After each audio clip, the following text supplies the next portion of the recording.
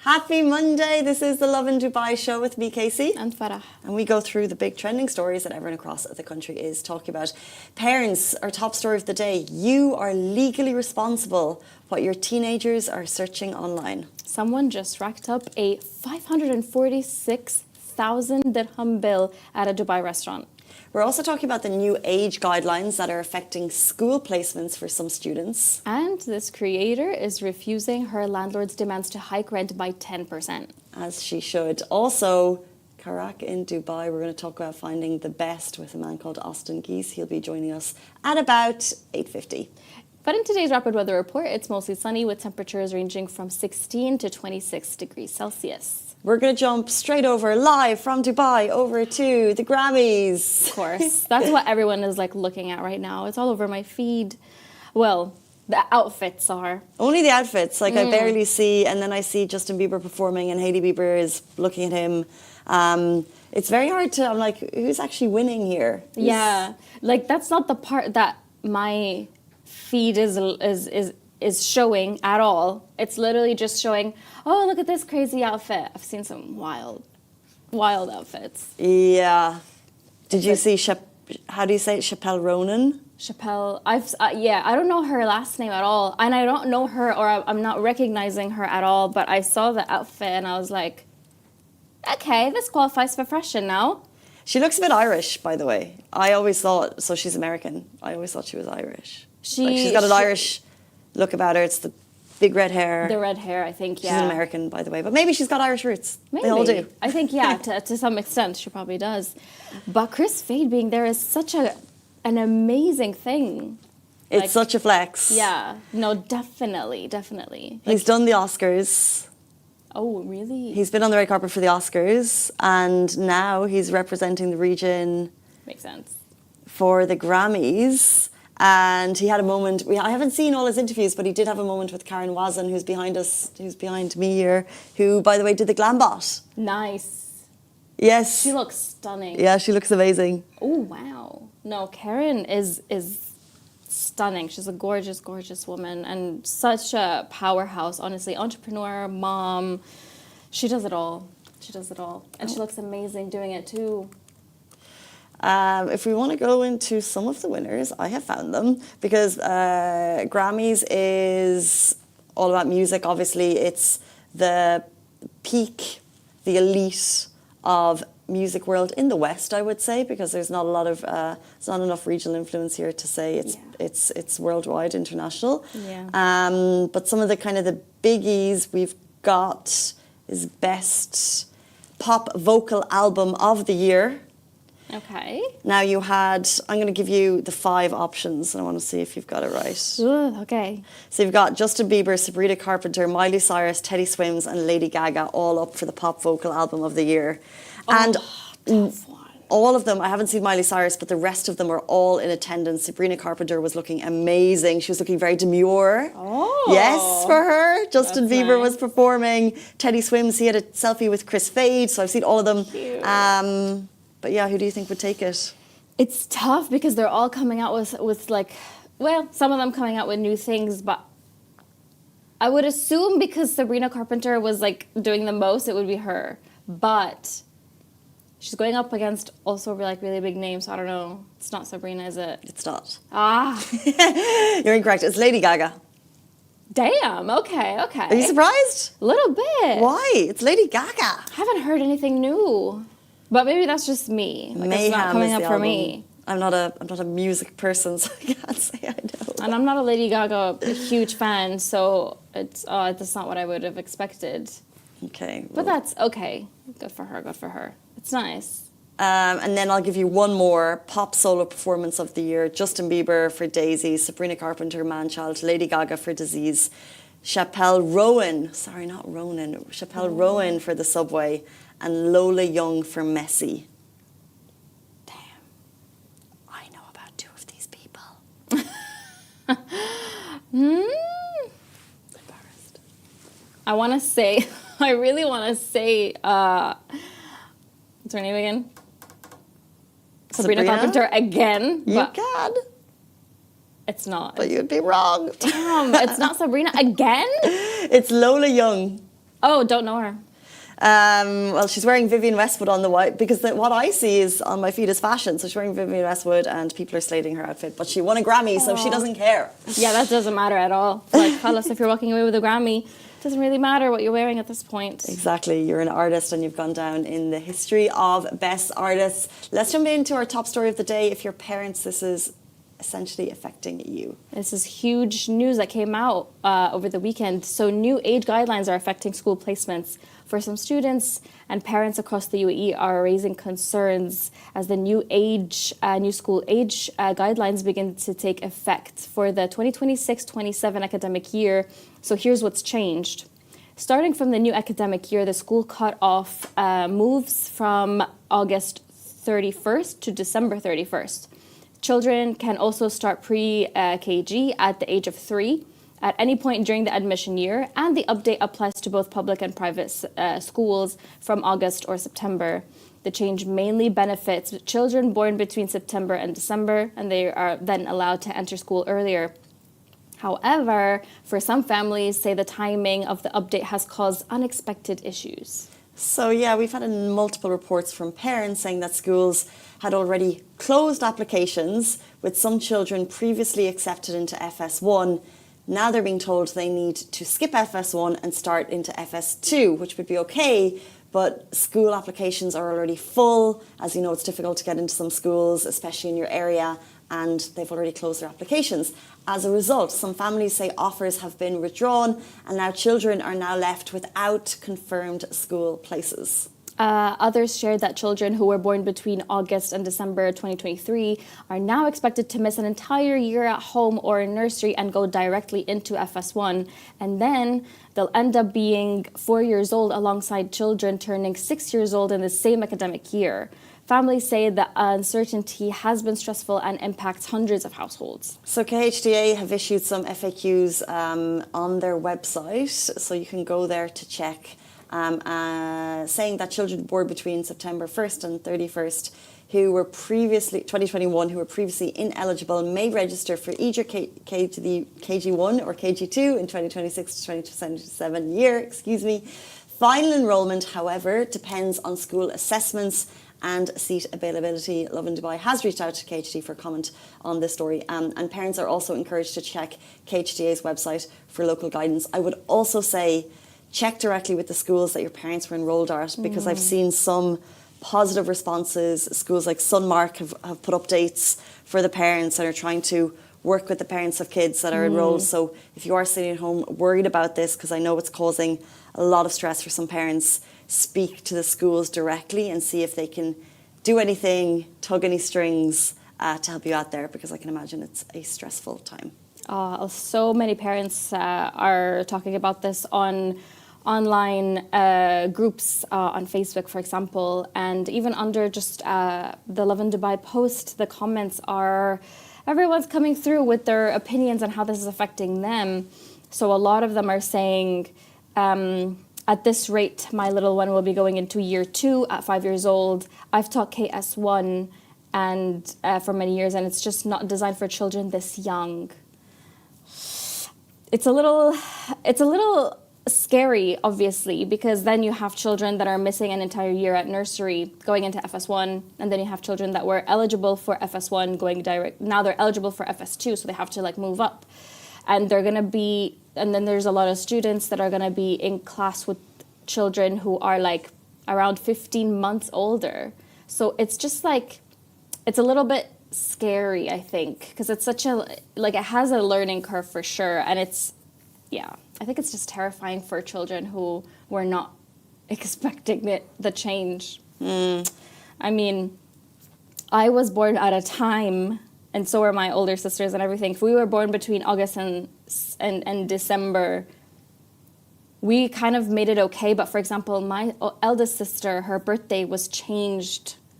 Oh yeah, Or like it wasn't written correctly, right? So she was born 20th of December, written to be January, so that she would just enter with like the older kids and not have to stay back a year. So yeah, people also have different views on what is the right age to start education for their kids, which is interesting. But as we said, look, the KHDA have put up some FAQs, and I would suggest really speak directly to your school, because I have heard reports that schools are really trying to help parents on this one. Yeah. But speaking of parents, there's more. Not a good day to be parents in the UAE. Parents in the UAE are now legally responsible for their children's online safety. Under the new Child Digital Safety Law, which came into effect on January 1st, 2026, supervising your child's online activity is no longer optional. It's actually a legal requirement. The law outlines 7 key duties for parents and guardians. Let's start. Okay, 1, monitor their child's digital use. 2, only allow age-appropriate platforms. Protect children from online exploitation or bullying. Safeguard their personal data. Educate them about safety and responsible internet use. Report harmful and inappropriate content immediately. And 7, comply with any additional requirements set by the law. Harmful content is defined broadly and can include videos, posts, ads, comments, or shared material that could negatively impact a child's moral, psychological, or social well-being. If a child is exposed to harmful content or abuse, parents should report it directly on the platform where it appears, and they can also report it directly to UAE authorities. The Ministry of Interior operates a child protection center via 11611, and in Dubai, child abuse can be reported directly through the Dubai Police app using its child protection service. The message is also very clear here. When children go online in the UAE, parents are now legally responsible for keeping them safe. So interesting. I didn't expect this, but this is like a good move. It's a great move. Mm-hmm. It's a great move. It'll be, at the beginning, difficult for families to implement it. I can imagine if I was a 16-year-old and suddenly, all of a sudden, my internet activity was being monitored. But if you actually start from a ground level of when you're introducing your kids to phones, the age of 11, 12, 13, who knows? Yeah. If you start at that point, and if there are simple ways for parents to be able to do it, it does make sense, because we put a lot of blame on bullying in schools on the schools. Yeah. It happens all the time. But there's also an argument for parents should really be involved, because a lot of the bullying we know is taking place online now. Exactly. It's not the same as when it was in my day, when it was like in school, someone throwing paper at my head. Yeah. That type of situation. It's happening online. And so it's probably happening outside of school hours, but it's school related. And if parents are directly involved with online behaviour, it'll help. Tremendously, of course. I'm just thinking of all the 16-year-olds that are now having to share all access to their internet stuff with their parents, because I assume they're not going to be very happy about it. But essentially, under the new Child Digital Safety Law, a child is defined as anyone below the age of 18. Yeah, that's interesting. That's quite a... That's huge, right? Yeah, I would agree there. And I'm just not assuming the older children are going to love this so much, but young adults. I'm just thinking, at what age should children be given digital independence, if at all? But for me, I mean, it's tough, right? Because there's a lot going on the internet, and a lot of it is very influential, very problematic. So the 18 thing is good, but I just don't see it as something that's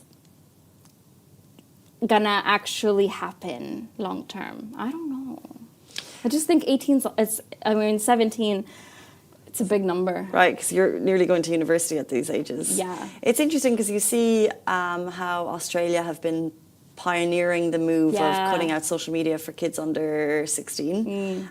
Maybe 16 is a better cutoff point. Maybe.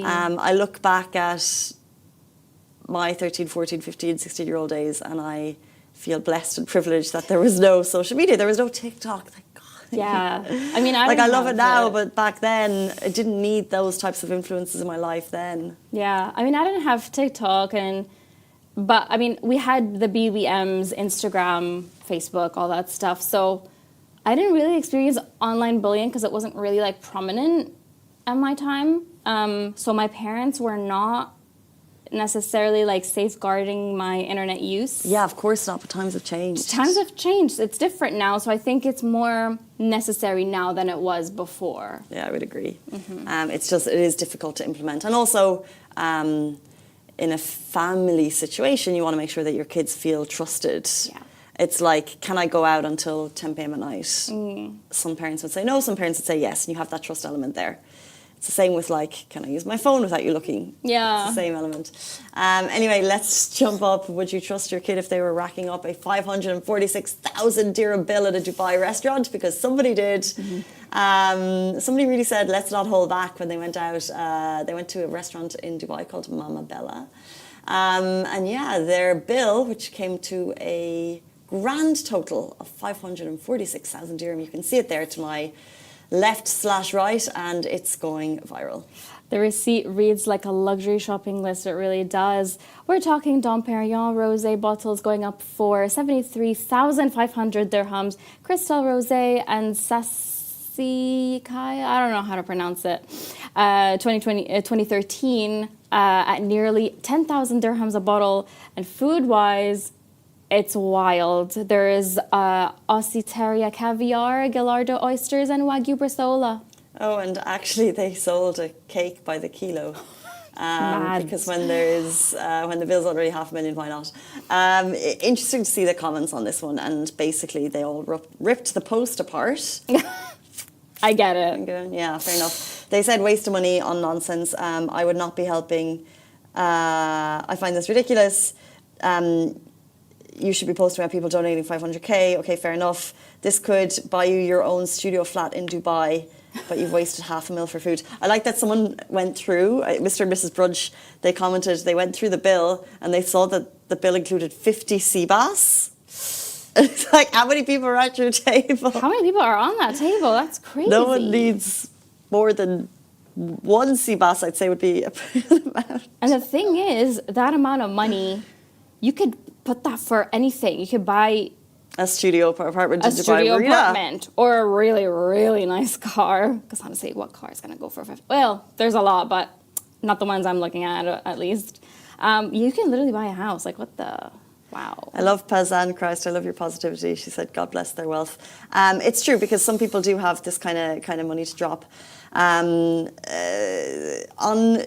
sharing the story or not, I think, Dubai is a mishmash of everything, and we have culture, and we have authenticity, and we have a society where people can live rich and not be judged for it, right? So in other places, like they say in the UK, you hide your wealth. Right, really? because true, yeah. Not even just getting robbed, but also in Ireland, where I grew up, like you wouldn't flaunt it. It would be very rare for someone to be exceedingly splashy. Okay. If they're splashy, they'd be kind of like, okay, good for you, but people are much more.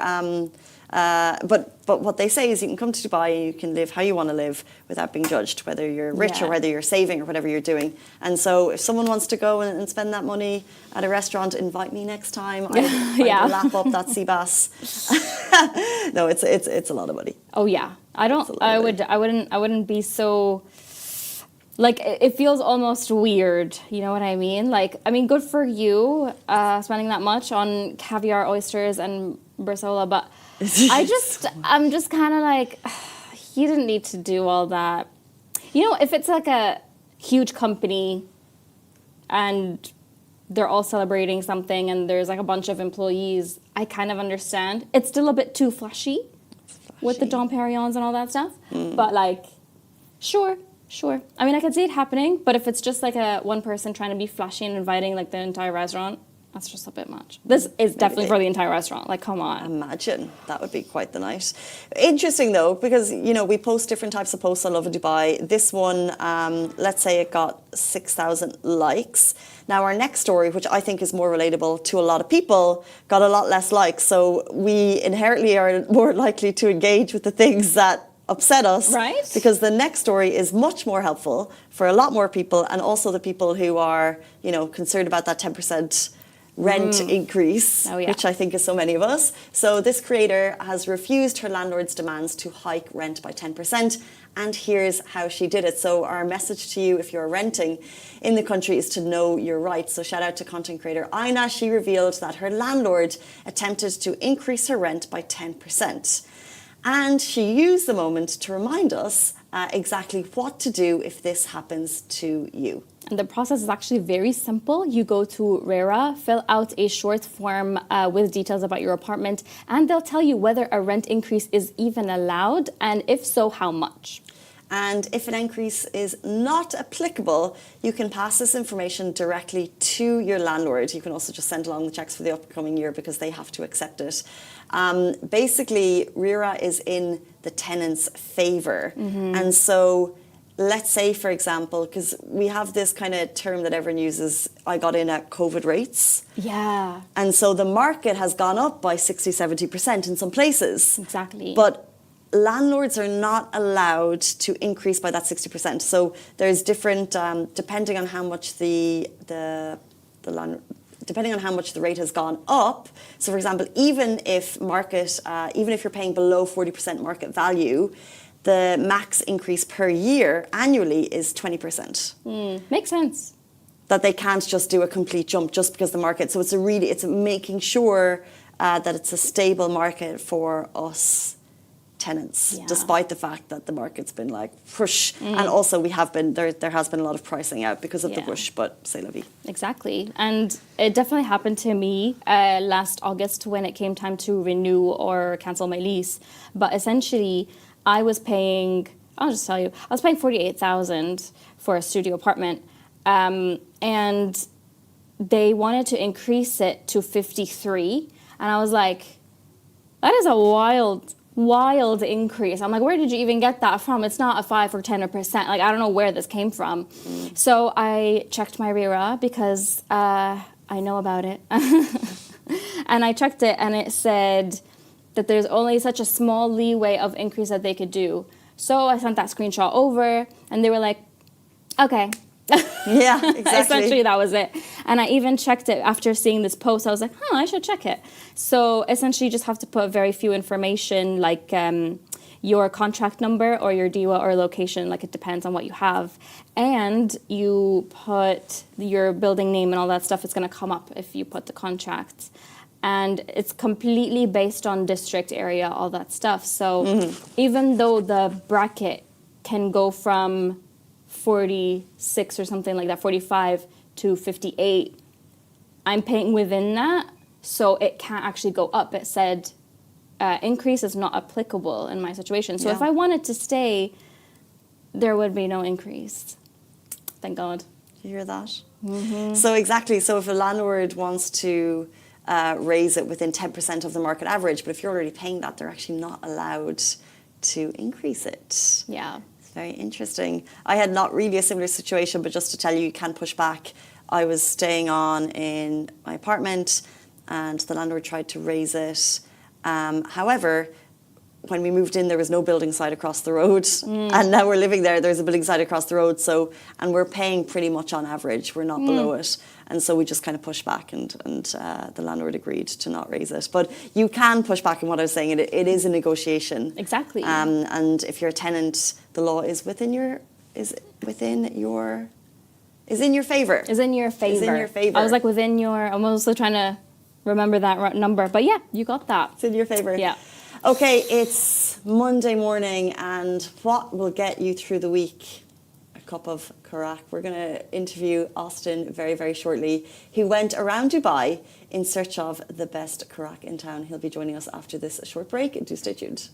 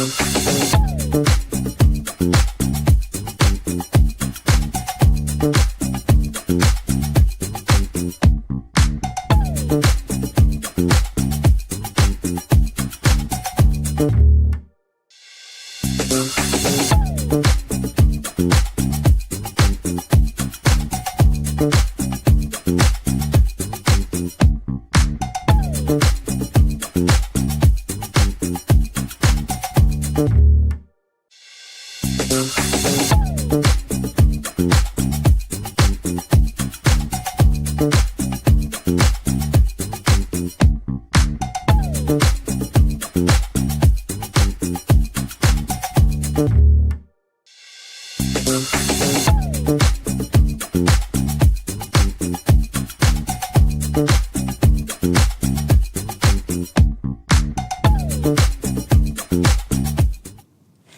welcome back to the Lovin Dubai show. This guest didn't come to play, he came to sip. He's been roaming the streets, hopping cafeterias, risking caffeine overload, all in the name of one thing, finding the best Karak in town. A certified Karak connoisseur, if you will. Please welcome Austin Giess to the show. Good morning, welcome. Thank you very much. I'm going to jump in and say I butcher the word Karak. I say Karak. Karak? How do you say it? I don't really know if I say it. I say Karak chai. Karak chai? Karak chai, that's the official. I think the emphasis on the... Karak. Karak. Is it? You say it again? You tell me. I say Karak chai. I say Karak chai. But that might be my accent because I'm from New Zealand and Austria. I don't know. How long have you lived in the UAE? 14 years now. I mean, I'm actually a uni student, so I live between here and Australia pretty much. But yeah, Dubai is like kind of home for me, I feel like. 14 years is a good enough stint to... Oh, yeah, it's a long time. It is a long time. Yeah. Before we start this interview, any excuse to start the day with What a surprise. I had to... I love it. Shoot. Is that the Philly cafeteria? Which I know when we get into the ranking is one of the #1. top spots. Any pouring etiquette that I should be aware of? No idea, to be honest. Fill it to the top? That should be good. Yeah, why not? I've gone no sugar. That's fine. How would you This usually... is probably with... They normally just make it on the spot with like the black tea and then the condensed milk, but I'm assuming this is pre-made, so it smells pretty sugary.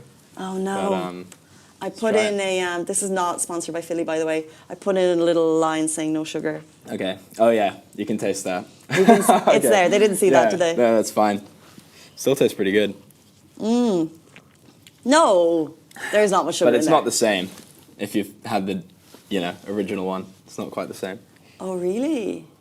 Like you've got to go to the place to get You need sugar in it, to be honest. Half of it is just because it's so sweet. So it's not the best thing for you, but it's pretty delicious. It's like a staple of Dubai, isn't it? I would agree. Austin, tell us, why did you go on a mission to find the best Karak in town? Yeah, I don't know. I kind of just been making content for a little while and, took a long break, didn't really like doing it. And then when I was coming back to it, I sort of thought I want to do something that's, engaging and relatable and something that's like, for me, like really represents Dubai, especially while I was here. And I feel like Karak Chai is really something that all of the OG Dubai people know. Like if you've lived here for a long time, it's like those cafeterias are the one thing that's really remained the same over 14, 15 years. And longer, even as Dubai like really expands. And I thought it would be relatable and just a good experience, good way to get around the country. So I don't know. True. Pretty good fun. I mean, it's always a great topic because people have their favorites. To be fully, I guess, transparent in your mission, how did you map out the places that you wanted to go to? How did you decide which places that you would visit? And how many have you visited so far? Well, I think we're on 9 now. 9, so I'm not sure how many more I'm going to do, but pretty much I just chose a random spot for the first one, and then I would just go to different places that people would comment, and then as well as that, I'd just kind of search it up on Google Maps and have a look around in my area. But that's pretty much it. It's nice. And so list down some of the places that you've been that we may know. Okay, the biggest one, and I feel like this is what people are always commenting for me to go, I've already gone, but Bait Al Shay, Cool Al Shay as well. So there's like 2 main ones apparently. Eat and Drink, obviously I've been there, but that's a Dubai classic, not just for chai, but for everything else. True. And God, where else? A bunch of really random ones, like just teapot locations in the middle of Silicon where I live. So yeah, all sorts. And so you did a mix of Google and then people suggesting, and that helps you on to the next one. Yeah, exactly. What is the criteria for the perfect cup, in your opinion? Like, are you being very structured and regimented? No. I wish I could say I was. Okay. It's funny because as much as, I like to think that I can discern those little intricate differences, I'm not really the best. Like at the end of the day, they all taste pretty similar. I would say that the biggest thing for me, like it just comes down to personal taste, but I like it when it's a little bit sweeter and also when it's slightly more spicy. Like you can tell that they've spiced that tea with a little bit more. So you normally can tell the difference, perhaps when it's been brewed longer, or I'm not sure, but that's probably my way of discerning it. It's interesting because with certain beverages, you could do study for years on how to become a connoisseur. Now, there's maybe that's the way to get that this begins. How did you decide on the number one so far, and what's coming out number one? Well, right now it actually is Philly is my number one. It's hard to intentional. This is not it was not intentional. No, it wasn't. But it came up about I've ordered this often. Yeah, right. I pretty much thought because it had just like the perfect blend of spice, sweetness, and also what I like to consider when I go to the places is also like the customer service and the staff and everything, because that's always such a fun part of it for me. Sometimes we'll go in and we'll interview people that are working there, or people that are sitting around having a coffee, so it's all about the experience, I suppose. But this, although it is slightly more expensive than the other spots, is probably so far my favorite. Do tell us a little bit about prices. Well, it depends. I believe, and don't quote me on this, but the one from Philly I think was about 5 dirhams each or something, and normally it's between 1 and 1.5, which is interesting because it's more or less remained the same for the last 10 years despite inflation and everything. So I don't know, it might just be a staple that stays there forever, but that's probably the best part about it, is that it's not really an expensive series to run. Absolutely, that's true. Yeah. There was rumours that Karak had got up to 2 dirham. I don't know. There's been a couple always places. one. Yeah, there is a couple places, but I mean, for the most part, it's always one. I think it really depends on the area that you're in Dubai as well, and certainly if you go to a more trendy area versus a really niche Dubai location, it's costing a little bit more. Yeah, normally. So, and the one from Philly is 5, and it's still something like that. It's still coming out on top. Yeah, I'd say so. Interesting. You pay for what you get. So number one is Philly, but let's say I have visitors in town. Where would you send them for the true experience? Okay. I'm almost hesitant to, I feel like people are going to see this and be like, oh, don't reveal all the best spots, but I would say my number one where I like to take guests in terms of giving them the Dubai experience, and actually I had a friend come over from Australia a few months ago, and this is where we took him, is the Eat and Drink branch in Jumeirah. There's a couple, but there's one relatively near to the Burj Al Arab, and there, cheap chai as well as all sorts of other stuff, and just a really awesome location. And it's the other side of Dubai, I guess, what people don't see. I think that's also what I really liked about making these videos, is it's kind of the opposite to what most people would probably see online in terms of Dubai. It's not racking up a 500,000 dirham bill at a restaurant, but it's paying 3 dirhams for a chai, So. And this is very much part of what people grew up with. Totally. Is the cup of crack, especially in this weather. 100%. What's your favorite? Was there anywhere that there was a nice little snack that you get with it that you just think is elite to have next? Yeah, to like your a cup? samosa. Yeah, it's pretty good. I like to get that. Alain Way is kind of my local one. It's on the Alain Road, so that's recommendation. But yeah, should have got some samosas to go through this. Okay, and so you mentioned you're juggling uni life as well. So tell us a little bit more about your life outside of content creation. Yeah. Well. Yeah, it's kind of an interesting one because I'm at uni in Australia, but my whole family is still here. So I come back quite a lot, and we get quite a lot of holiday, to be honest. It's almost too much. So I kind of just live, I guess these 2 separate lives. I'm about to go back in a couple of weeks and, study there. So it's really good. I miss Dubai quite a lot. But I think it's just a really interesting experience. Obviously in Dubai, everybody leaves home when they get to a certain age, whether they come back or not for a few years. So I'm just trying to appreciate it, I suppose, and get the most out of studying. So. And what are you studying? And then how does content creation come into play? Well, I'm studying essentially a business administration degree, which I actually recently changed. I was doing politics before that. But I don't know really how it comes in, because it's always been something that's kind of separate to studying for me. But I think as much as I have not built, this insanely huge platform, I think to some degree I've already seen the impact that creating can have. And I just think...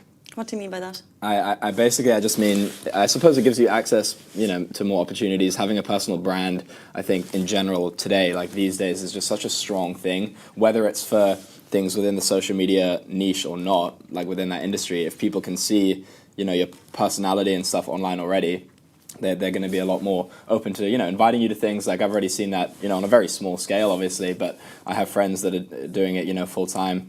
And it's just really interesting how, yeah, how much it can benefit you, I suppose, if it's something that you're into. So true. I think especially in the city. Yeah, 100%. A lot of doors 100%. Can be opened. Yeah, 100%. Yeah, because it's just everyone's on social media now as well, and I think like as much as it can be weird to post, like obviously everyone goes through, you know, their insecurities with it. Like sometimes I'm just like, oh, this is it's a bit cringe, you know. I don't know if I want to put, but for the most part, it's just good fun, and it gives you like a little edge, I suppose, when people are always seeing your face online and stuff. How do you get past that kind of this is cringe thing? Because I think everyone, you know, we have this feeling that everyone kind of cares what we think. Yeah, so I was hoping we would talk about this, to be honest, because it's like kind of a big thing for me.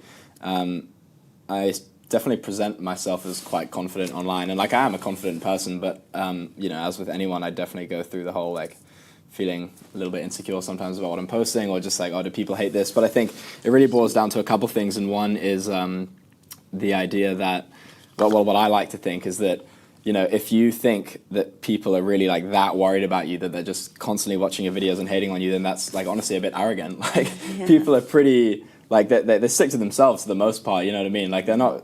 You have this idea that everyone's out there watching you, but I think that is quite arrogant. Like I don't think most people really care. And secondly, if you believe, like all comes down to self-confidence, but if you believe that the stuff that you're producing is for the most part like pretty good, and it just puts like a, you know, either a positive message out, and it's not, you know, doing anything particularly, I don't know, bad, like then there's really just no harm. I don't know, and I think like with anything, if you own it, people will respect it, and yeah, that's probably the biggest thing. Makes a lot of sense, and I wonder. Did you catch the story we were discussing before you came on about parents in the UAE now must have are legally responsible for what their kids are doing. So anyone below 18, parents need to monitor their activity. Yeah. They need to check what platforms they're using, inform them about bullying. How achievable do you think that is, considering what age are you? You've just come. I've just turned 20. Okay, so how achievable do you think that is for 17-year-olds today, for parents to kind of monitor their online activity? Yeah, probably not that achievable. I don't know, because it's such a, I guess it's like really an invasion of personal space in a way, like if you really are going on there and checking. But I mean, I remember my parents used to occasionally, especially when I was younger, maybe not 17, 18, but certainly when I first started using social media, they would occasionally, I'm sure, comb through, which I don't think is a bad thing, because I mean, it is so easy to get into a bad place, you know, on social media, and there's so much kind of horrible stuff out there going on.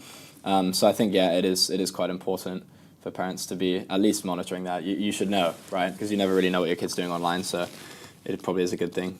It just might be tricky when they get to like 16, 17. Yeah, because I know I was like, if my mum tried to take my phone when I was 17, I was like, and I wasn't doing anything bad, you know what I mean? But it's also just in general, like social media is so bad. Like as much as I like to create, like consuming it is just so bad. Like it's not even about, like obviously you can get into dangerous situations and stuff, and that's obviously a principal concern, but just like the sheer volume of content that we consume these days is such a really prevalent issue, to be honest. And the younger that, you know, kids are starting, like for me, I'm 20 now, and to be honest, like back then I'm still young, but like when I was first on social media, I would have been a lot older than the kids are now that are like starting to use it. So I just think like having, you know, hours and hours and hours online of just like this insanely engaging content thrown at you is just so bad for you in general. Right. So that's probably the primary concern if I was a parent, you know. And so therefore Australia has brought in these laws for 16, this big international law that everyone's discussed about no social media for anyone under 16. 16, I believe it is, yeah. What are your thoughts on that? Well, again, you know, de jure, it's great. De facto, in practice, it really probably won't materialize as they intend it to. But I think, because people will just put a fake age, you know, like people have been trying to do that for a long time. Like I know social media accounts now, if you have previously put that your age is 16 or whatever, it's banned. But you can just make a new account. So I think in practice, it's very hard to limit that liberty for people. But, you know, from a policy perspective, I agree with it. Like, it's just a really hard balance to strike, because I always think this when I'll be a parent, I would love for my kid to not be on social media until after they're 16. But it's like, what are you, like, how are you hindering them by doing that? You know, in terms of the way that society is moving. Like, you don't want them to be outcast for not having it either. You know, and I remember being younger and my parents would limit certain things that other people were starting to kind of have, and I was like, oh, well, you know, because when you're at that age, it's like conformity is really the way, it's everything, right? So just want to be part of the group. Yeah, exactly. How do you strike the balance? So that's probably main thing. No, 100%, and I think we all kind of agree. Looking back, I said earlier on the show, I feel privileged that I grew up without it. We had Facebook and things, but then obviously you don't want to be that one parent, and so this kind of monitoring has to come from. It's amazing that the UAE have introduced it to the parents to start monitoring schools, and then also from a legal front. Okay, this brings us to the end of the interview, but before you leave us, are we going to continue with Karak, or is there another foodie mission in store for the people of the UAE? I don't know. I think we'll probably do a couple of more Karak chai videos, and then when I go back to Australia, maybe I'll try to find one over there. Who knows? How can people find you if they want to reach out? My Instagram and my TikTok are both austin.giess, and drop me a follow, I guess. Thank you so much for joining us, and thank you for much. any excuse for a little sip of Karak. Yes, indeed. Guys, that is the end of the Lovin Dubai show. We'll be back with you every single weekday morning, which means we'll see you tomorrow morning at 8:30. Have a beautiful day. Bye-bye.